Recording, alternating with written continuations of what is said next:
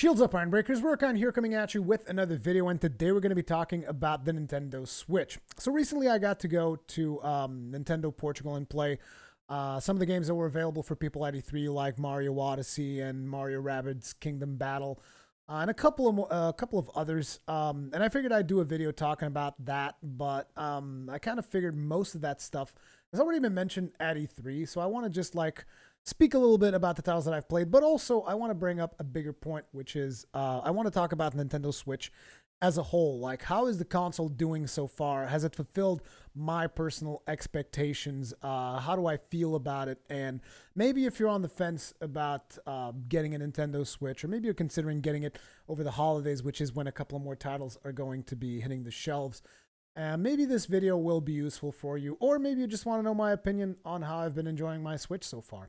And to be completely honest, ever since the Switch has been released, clearly the game that has had the most playtime on my Switch is Zelda Breath of the Wild. I have to just say that is the game that keeps on giving, with a close second most likely going to ARMS, which is another title, new IP from Nintendo actually, that I really enjoyed. You guys might have seen my review on it. It's already on the channel. If you guys are more curious, more in detail about what ARMS is, you guys can check out that review. In my opinion, it is also a really solid title coming this year, and it's probably one of the freshest takes on fighters that I've seen in quite some time. And it's just a really good game that I've played.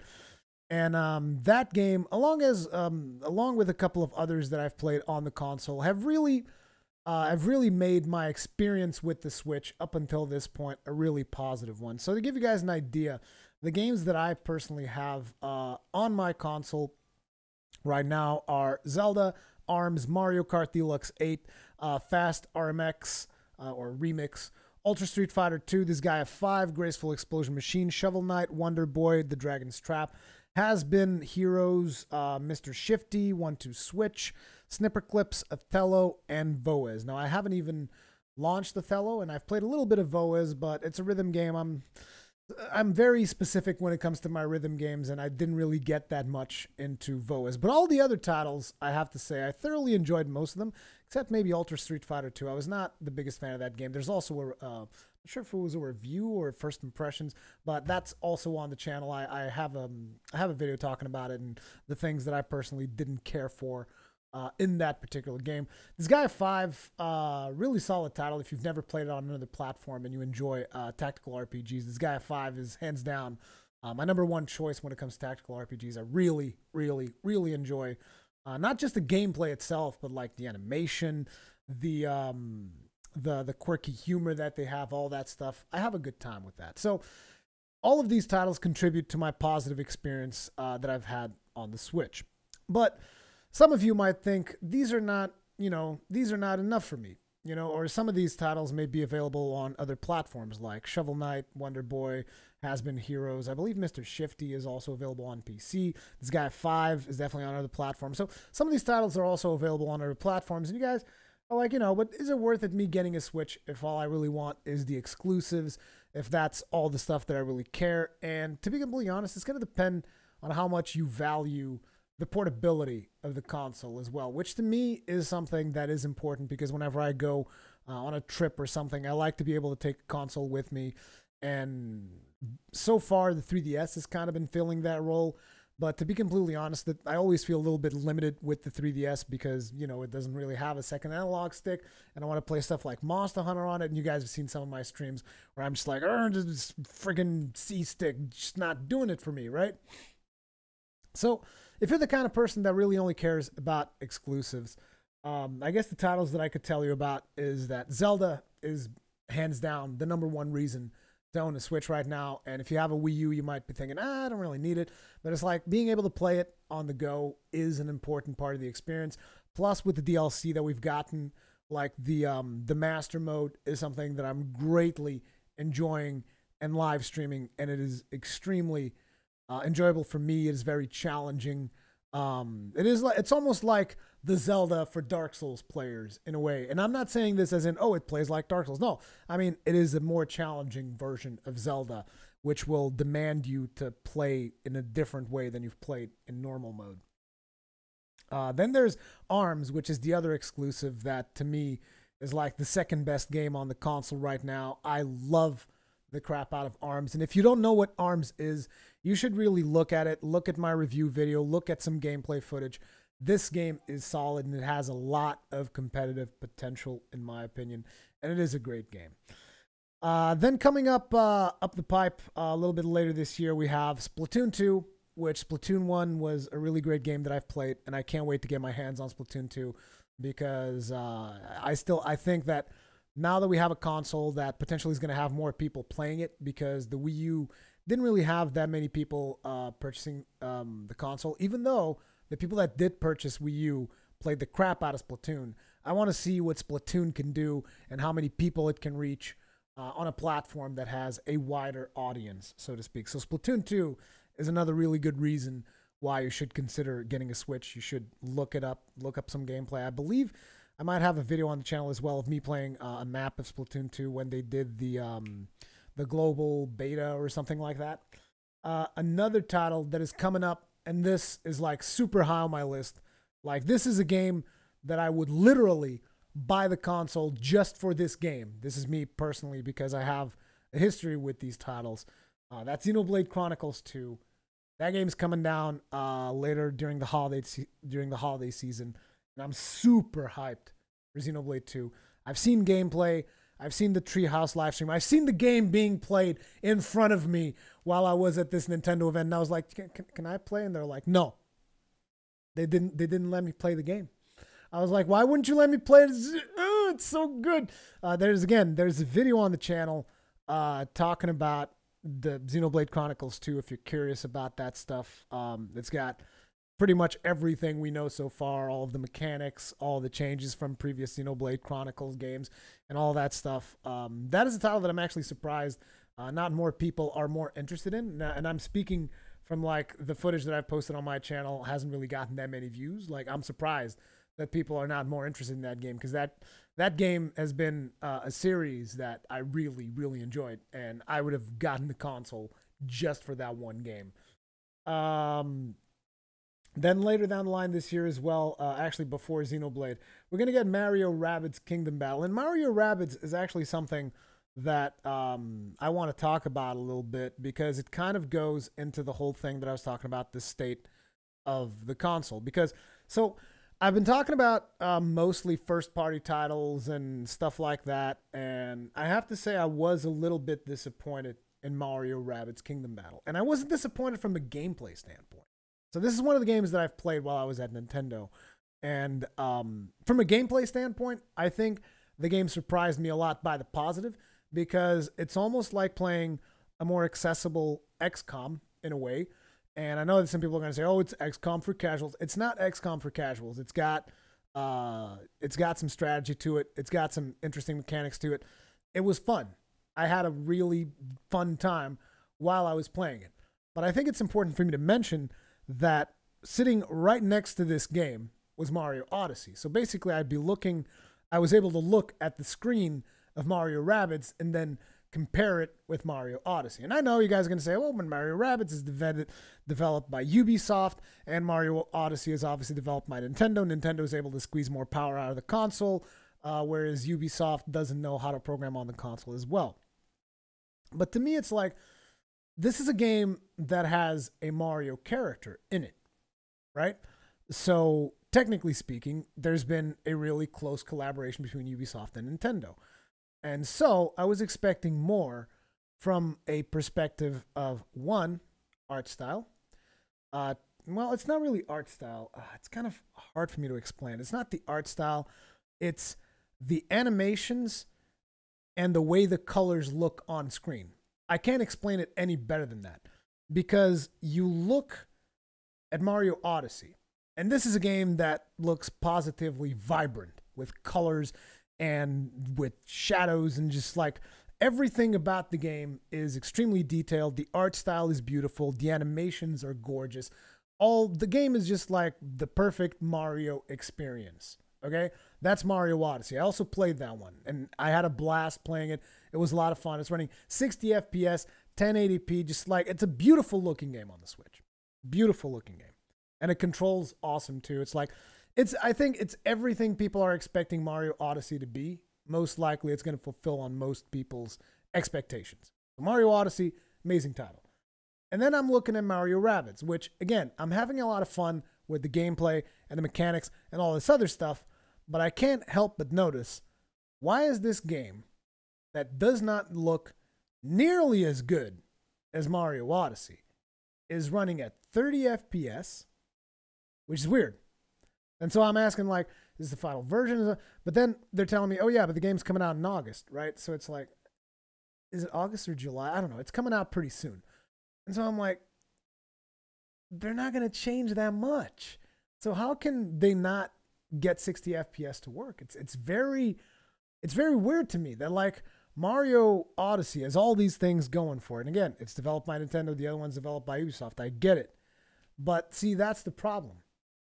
Because right now it seems that a lot of third-party developers don't know how to take advantage of the hardware of the Switch.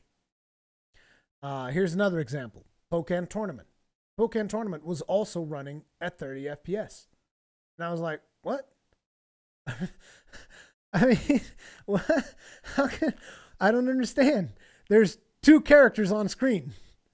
Can you put more characters on that one? I'm not sure if you can. Can you have tag team on that? I don't know if you can have tag team on that game. Basically, there's 2 characters on screen. There's 2 Pokemon on screen.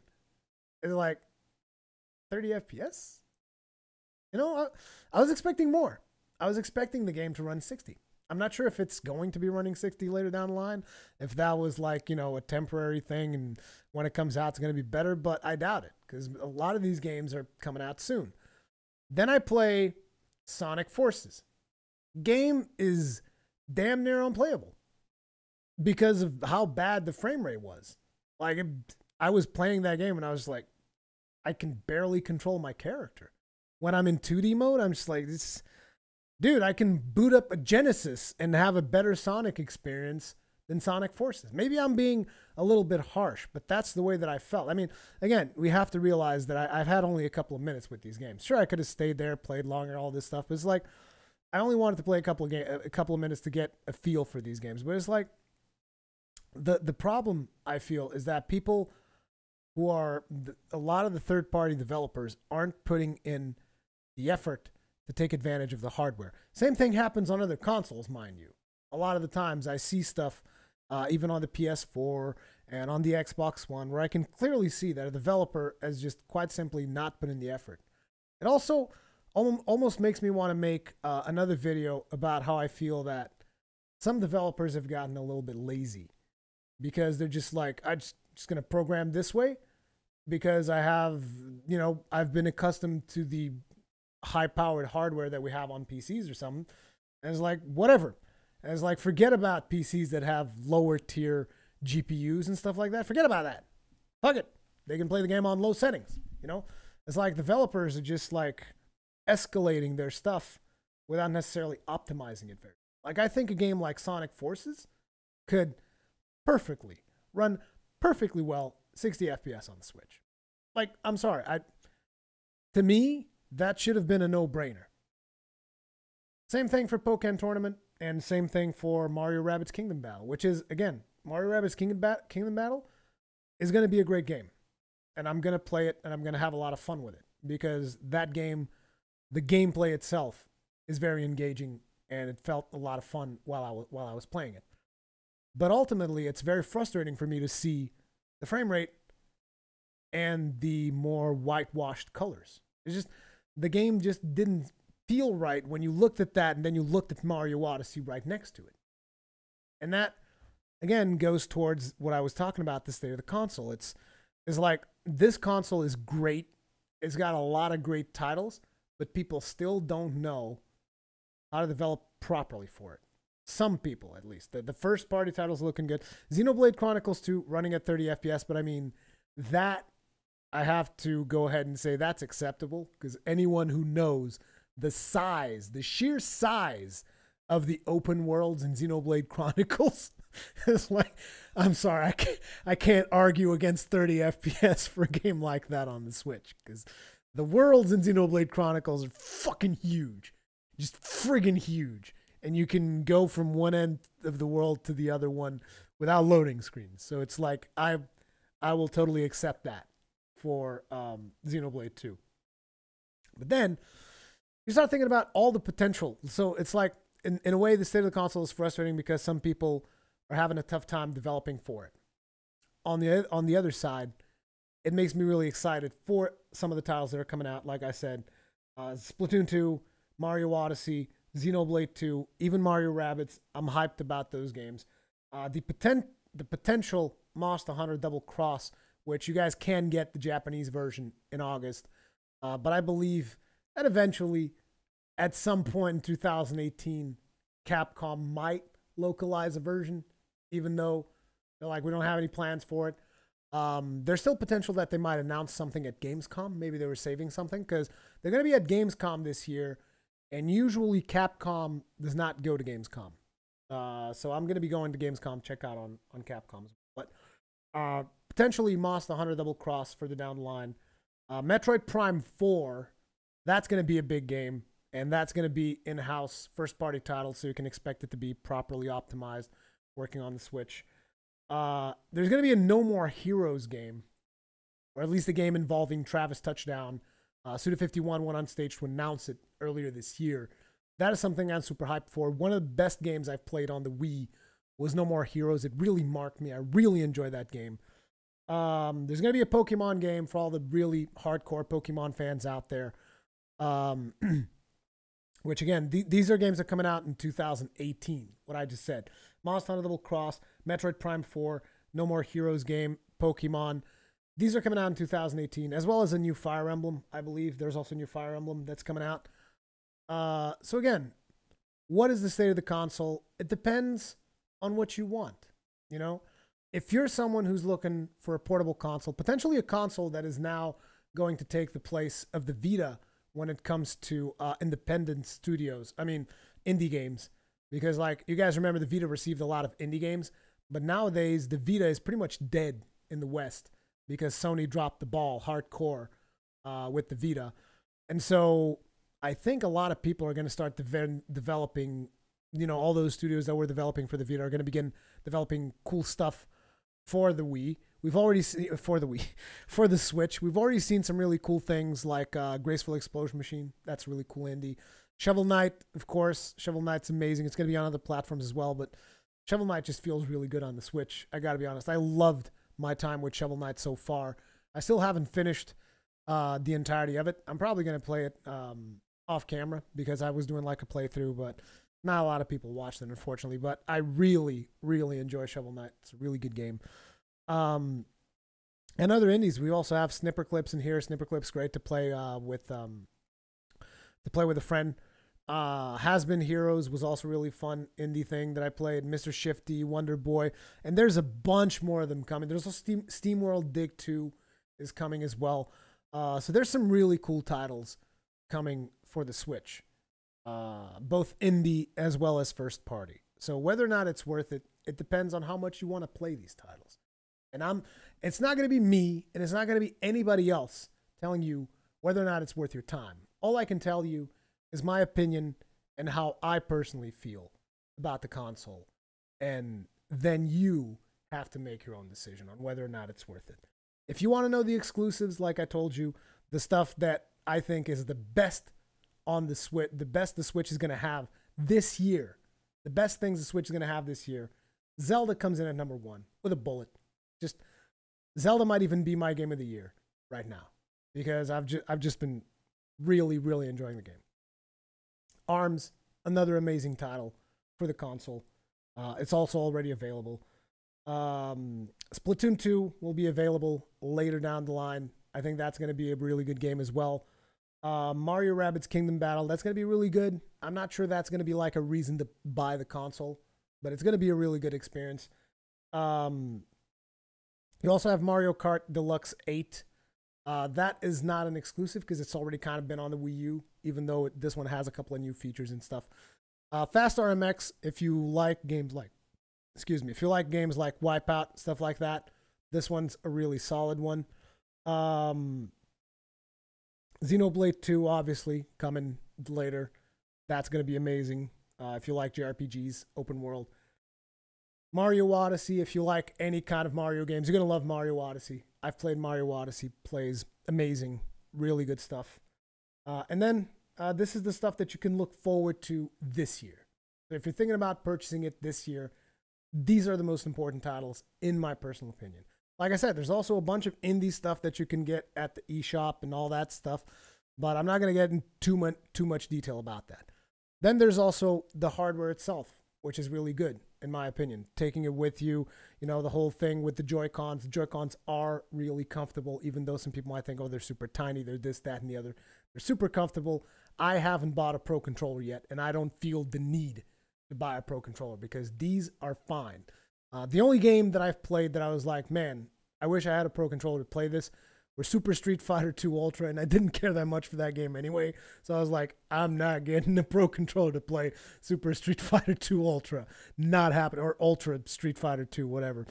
Not happening. So that was the only game that I was like, man, I should get a Pro Controller for this. All the other games, perfectly playable with your Joy-Cons one way or the other. You also have the little the little thing comes with it so that you can attach them, make it look like a regular controller, which at the start, it's kind of weird playing it like that. I actually prefer just this, the separated Joy-Cons. To me, that's the perfect way to play, and it's actually super comfortable. So from that aspect of it, it's like, if you are interested in the games that I've told you about, it is worth it, in my opinion. If you're not, you might want to hold off until there's more stuff. Like I said, next year, most likely, you'll get a Double Cross Monster Hunter if you're into that. Metroid Prime 4, No More Heroes game, Pokemon. All that stuff's coming out next year. And most likely, Nintendo will have more stuff because they've been saying that they want to like control the rhythm at which they release titles for the console. And I kind of feel that's been working really well because it's kept me coming back, basically. It's like, I play a game, and if I play it through to completion, then I'm like, okay, I'm going to take a little break. But then shortly after, like, something else comes up, you know, for the console. There's just like constantly new stuff popping up on the eShop, be it an interesting indie title, be it a new Nintendo title, be it a port. There's also the potential for Wii U ports, which Wii U had friggin' amazing titles. Like, I'd love to see Tokyo Mirage Sessions on the Switch. I think that'd be amazing. I think that'd be a title that I would play nonstop because that is a great friggin' game. And there's more. There's other titles like Bayonetta. It's been teased. Bayonetta 1 and Bayonetta 2, I believe. Those have been teased. So that would be amazing to be on the Switch as well. And there's potential for that. So as a whole, I think the Switch is in a really good place. It is a very healthy console. And as a matter of fact, you can see it by the fact that it's even rare to find it in stock in a lot of places because it's just bought out. It's sold out. And I think you're going to see the same thing happening on the holidays. So I think the Switch is in a good place. I think some of the titles that are coming up are going to be really good for it. And I think, I wish more developers would take the time to optimize their games, not just on the Switch, but everywhere. Because it's not just about, I'm going to make this game have the best shadows or the best whatever. It's about make sure your game runs well on consoles. Anyway, I'm very curious to know what your opinion is on the Switch. Let me know in the comment section below. Do you own a Switch? Do you plan on buying a Switch? Do you think it's just a Zelda machine? Which I've already been saying to people. It's not, even though I play a ton of Zelda on it. There's still other games that I really enjoy playing on it as well. But let me know in the comment section. Thank you guys very much for watching this video. Leave me a like if you really enjoyed it. Subscribe if you're new. And I'll see you guys in the next one.